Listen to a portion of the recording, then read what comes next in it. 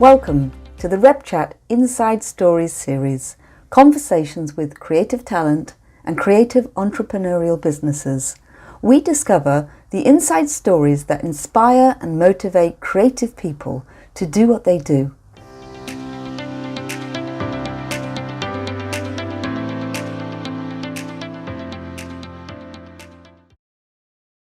Dark Dante by Maggie Rose. Dark Dante unfolds in Florence in the spring of 2000, exactly 700 years after Dante Alighieri set his Inferno there.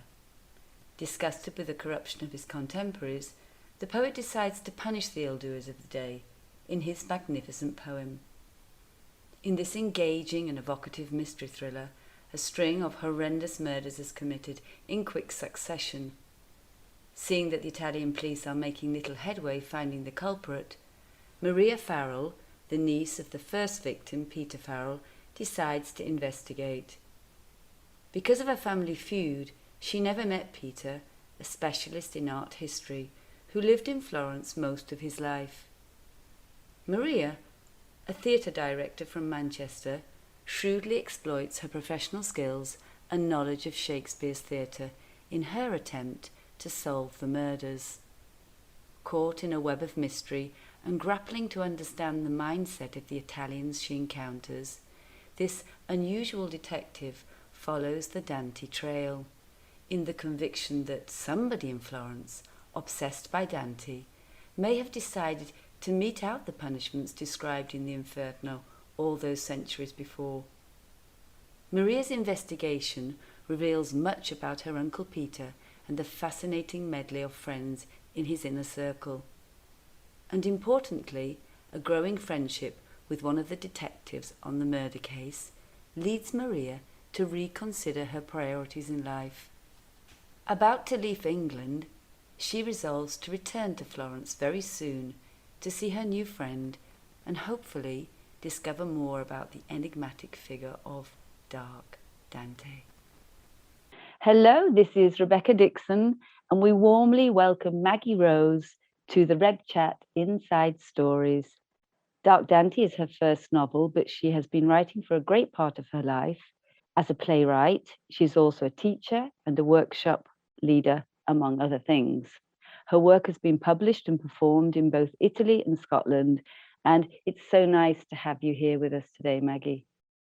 Thank you so much, Rebecca, for inviting me. I'm very happy to be able to talk about this debut novel. Thank you. So you live in Milan, Maggie, and you're exceptionally passionate about literature and theatre.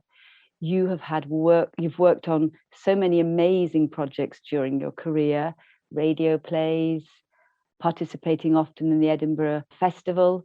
Maybe you could tell us a little bit more about yourself? Yeah, I think, it sounds as though by what you say, I've been doing a lot of things, but certainly I think theatre throughout my life has been my great passion because it's allowed me to meet people from all walks of life, both through my writing, my research, the theatre workshops and so on. And at the moment, I'm particularly passionate about a project I'm doing in Milan. I've been doing it since 2015 with some colleagues of mine, that we take Shakespeare into the juvenile detention centre in Milan, the Cesare Beccaria.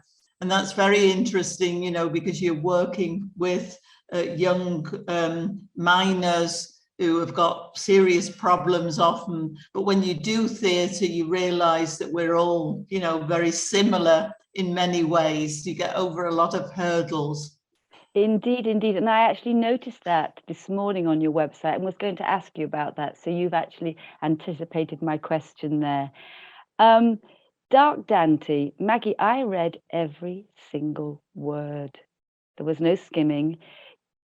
From your book, it's very clear that you know Florence, the Italian lifestyle and Italian language very well. In your narrative, you describe the buildings, monuments and gardens in fine, poetic and accurate detail. What is your connection to Florence? Well, my connection to Florence goes far further back than the actual novel, which I published obviously this year. It actually started when I was a student or just finished my degree in the early 70s. And I started going to Florence to visit it. Then I made friends with Florentines. And I've been back on many occasions for conferences. So it's been a continual, discovery of this city, which is just, like, as you know, Rebecca, Italian Renaissance cities are full of secrets and mysteries. Indeed. And if you've got a curious mind, you never get bored. Every time you go back, you discover something else.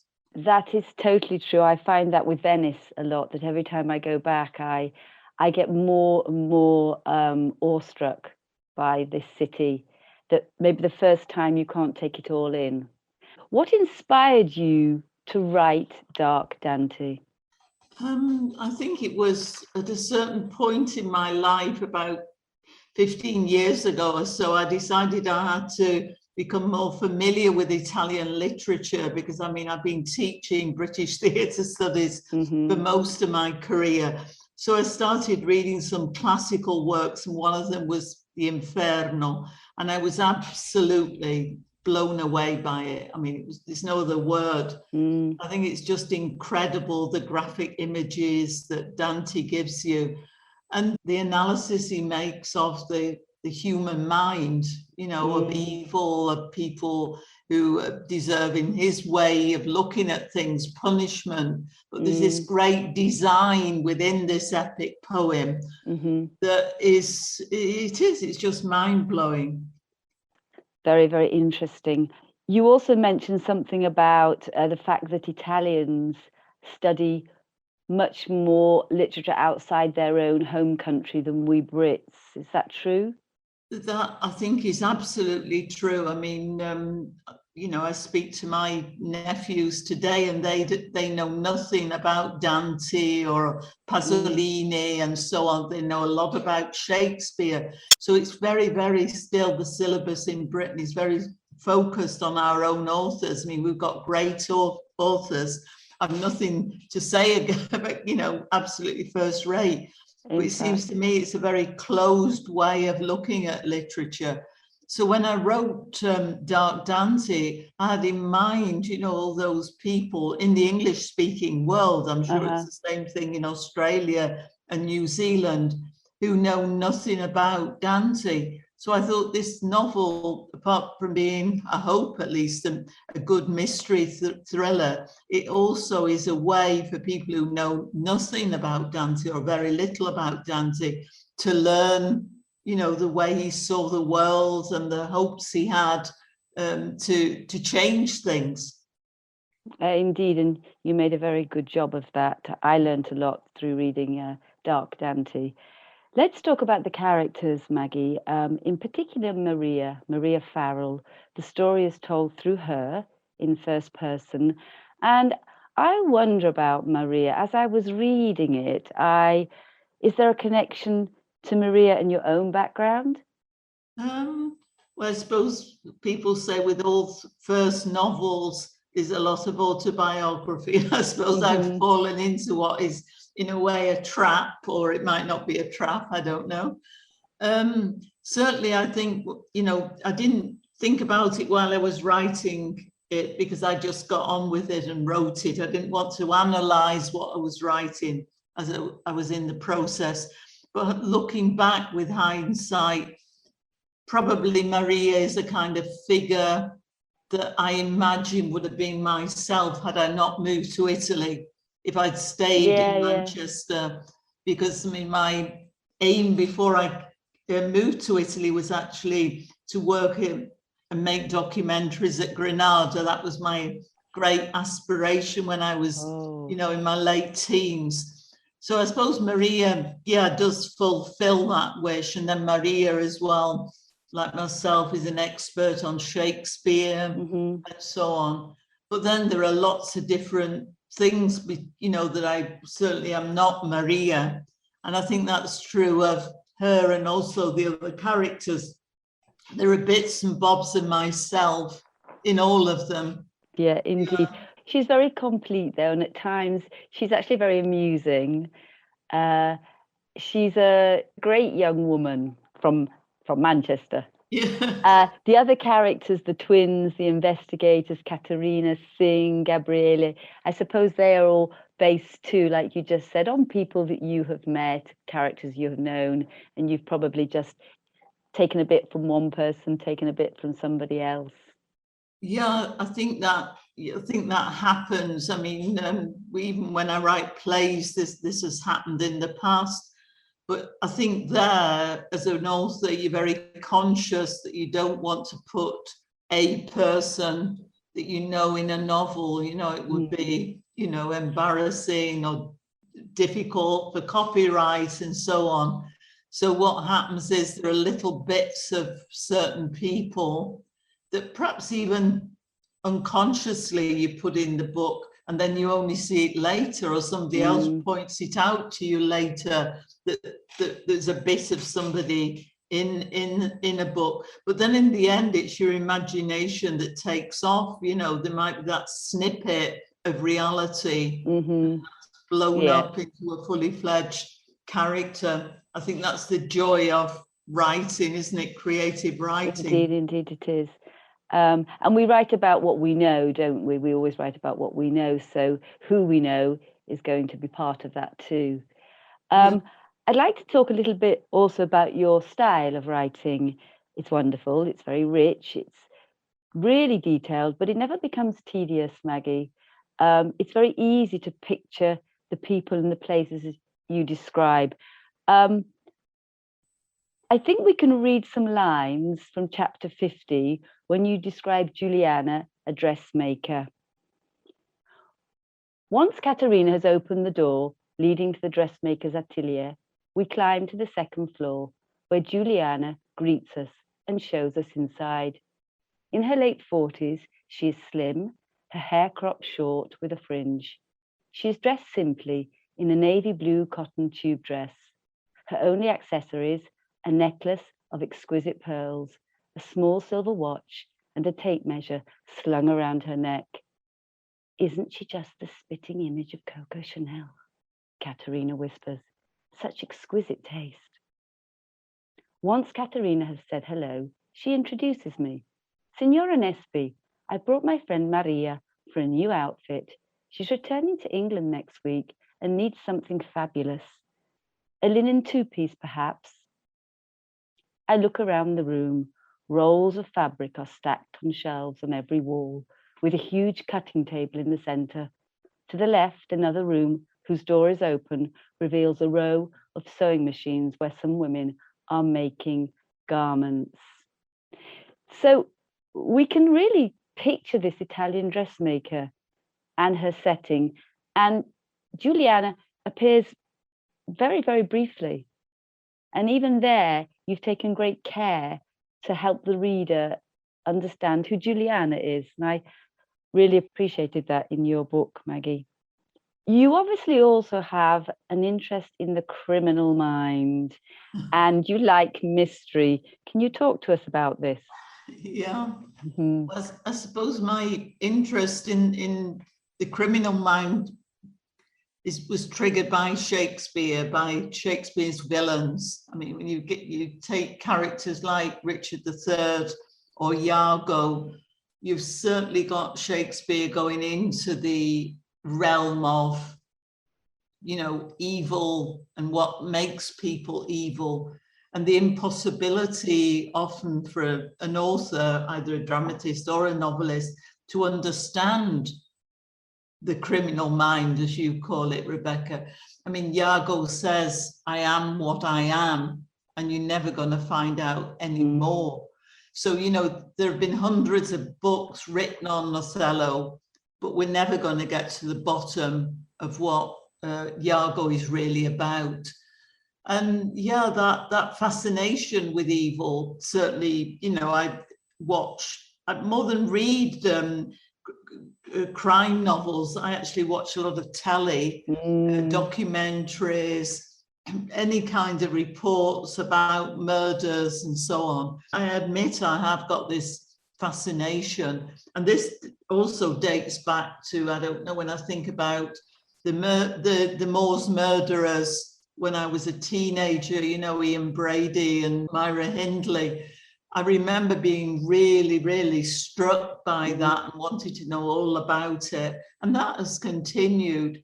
So, yeah, I must say, I find the criminal mind much more fascinating than, say, good people. You know, I never really get to the bottom of it. So I continue my investigation constantly. I think on that, I think we probably all do. We're all quite fascinated by people who are murderers and what takes them to that point of taking somebody else's life. You used a very clever technique to describe the murders. It was no longer from Maria's personal narration, but instead it was described in the third person as a kind of narrator, which was very effective. Maybe here, yet again, we can read an excerpt from chapter 32 as an example. She was drifting off to sleep when she heard a knock on the door. Hearing the voice of the man she'd sent packing the night before, she dragged herself out of bed, still heavy with sleep. She opened the door, half presuming he'd come to apologize. But the moment their eyes met, he grabbed her, stuffing a cloth in her mouth to stop her screaming. Propelling her into the bedroom, he pushed her down onto the bed. His hand searched for her throat, then his grip tightened until she lost consciousness, after which he hit her with a hammer. A single blow, and he had cracked Doris's skull. Brilliant, Maggie. Brilliant. This technique, from changing from the first person to the third person, it created suspense and credibility. It was a great choice. How did you get this idea? Yeah, well, I started off writing the novel in the first person through Maria. So Maria, as you said, Becky, before, is a person who who arrives in Italy, arrives in Florence. She doesn't know Florence well. And it became clear to me very soon through this first person narration that certain things couldn't be told by Maria. You know, I needed a third person narrator, somebody who was well acquainted with Florence, somebody who was acquainted with the judicial system and so on. So it was almost a compulsory thing, this, to have the two narrators. At the same time, for me as a dramatist, it's much easier to write in the first person. That's what I'm used to doing. So I was able to use my expertise in that area, but at the same time, in the end, I did, as you say, use this third person. Very, very well done. So apart from the tours around Florence and Tuscany, whilst we read your book, I think one of my favourite passages is when Maria discovers that she has an enemy who she thought was a friend. It was in, was it Gabriele? Gabriele. Yeah, and it was great. That was a great part. It made me laugh because there was all this Italian fire going on. There was plates going all over the place. And, you know, I could see it all. We won't talk much more about that because we don't want to spoil it for our readers, but it was brilliant, brilliant. We can see your Dark Dante as a film. Yes, somebody else has said this. Yeah, I mean, I would love it to become a film. It would be fantastic. And also it would have these incredibly good locations, wouldn't it? And the lesser known places as well, some of them, aren't they? Indeed, indeed. Yeah. Who do you see as your readers? As I was writing, I mean, I think it's Virginia Woolf talks about your ideal reader. It was somebody in the English speaking world. You know, I thought, well, I'll write this novel. It's not for Italians because I'm not Italian. How on earth can I write a novel about Dante if I'm not Italian? But I mean, lots of people have done that. But in my mind, there was this thing that I told you about before. I wanted it to, in a way, to popularize Dante in the English-speaking world.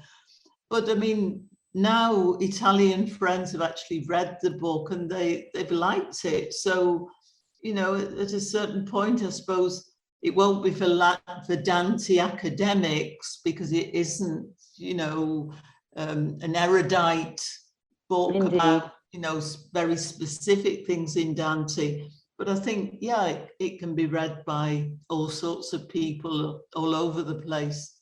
Indeed. Another curiosity, Maggie, is how long did you work on Dark Dante? There's a lot of research there. How long did it take you? Yeah, it must have been about 10 years, absolutely on and off. I would go back to Florence and look at different places, because everywhere I describe in the novel I've actually been and done research.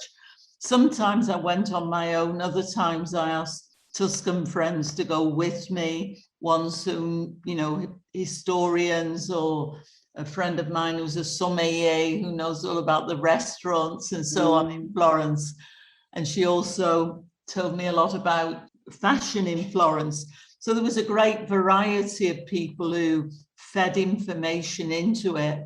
And then, of course, I had these masses of information which I had to filter, and I used certain things rather than others. But I must say the photographs I took were very useful, because, you know, I could go back to them and look at certain details. And the other day I was looking at them and thinking, you know, when I do a presentation, hopefully I'll be doing a presentation in Edinburgh in spring, I'll use certain photographs as well to present the novel. In any case, a lot of work and a great chunk of your life has been put into Dark Dante. Yeah. What do you value most about this work in Dark Dante, if that's not a difficult question? Well, no, I think the value for me personally is this new adventure, you know, of being a novelist and moving into circles I'd never moved in before.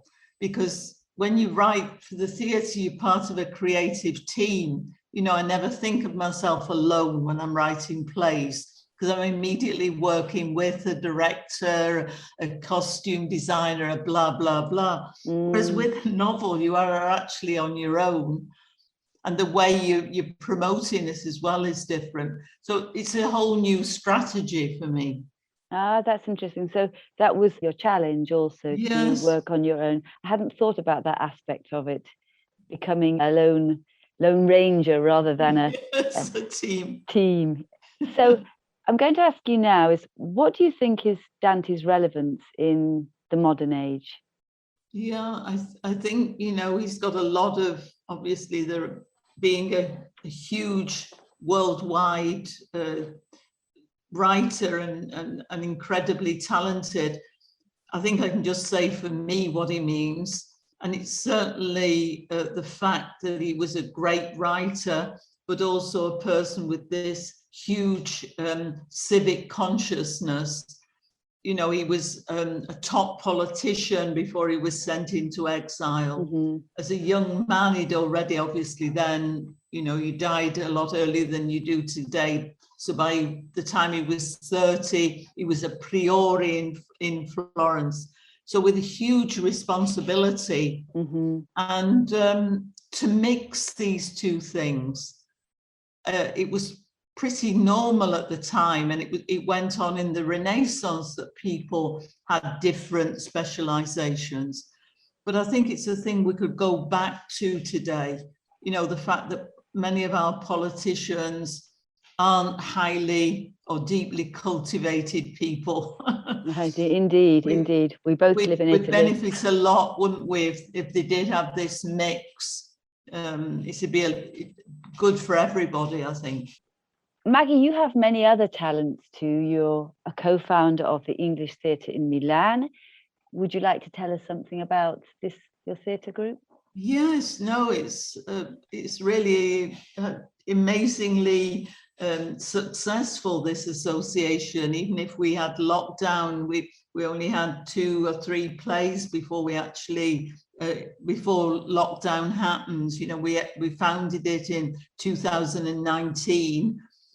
So what has happened over the last 2 years is that English Theatre Milan has been working online, but we've continued. We had 2 major productions online. We went to the Edinburgh Fringe this summer online with this Victorian farce, box and cox. And there's a lot of interest in it, you know, from people, not just in Milan, but in Lombardy and around the world through the online productions. So it is this again is a relatively new thing for me, but I really do believe that in Milan there is a need for an English-speaking theatre. You know, with the huge international population we have, it's apparent it could grow a lot. But we're looking as well for people, and this, I hope, if anybody hears this, for people who are qualified actors, who are native speakers or with very good English. It would be good to contact more people. We've already got a group, but this could well expand. So you're looking for people to join you. And as you said, Milan is a very cosmopolitan city. And online during the pandemic, it's interesting how the theatre managed to reach out internationally too.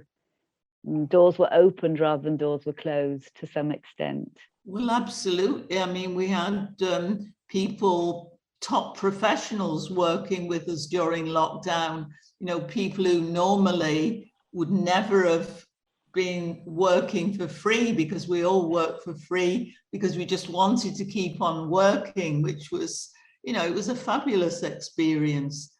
And yes. I think it was probably a one-off experience, because in the future, you know, these people are back on the stage now.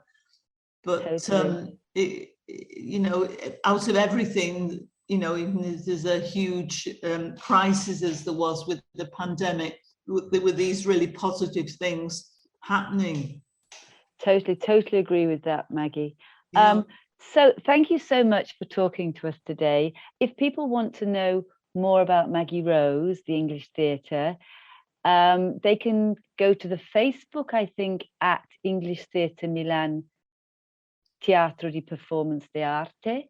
Is that right? Yes, or they can, we've got a website which is info@englishtheatremilan.org. And where can people find your book? People can find my book most easily on Amazon. Mm-hmm. It's on Amazon, both Italy Amazon and the UK Amazon. That's the easiest way. And it's both paperback and ebook. Exactly. There's an e-version of it too, which I noticed.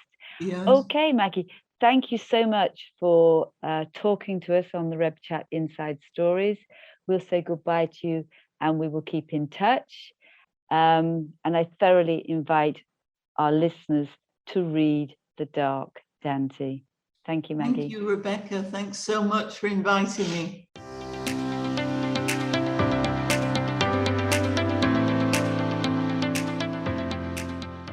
Thanks for listening to the Reb Chat Inside Stories series. We hope you enjoyed it. To feature your inside story, contact us at www.rebcatcreations.com or follow us on Instagram at rebcatcreations.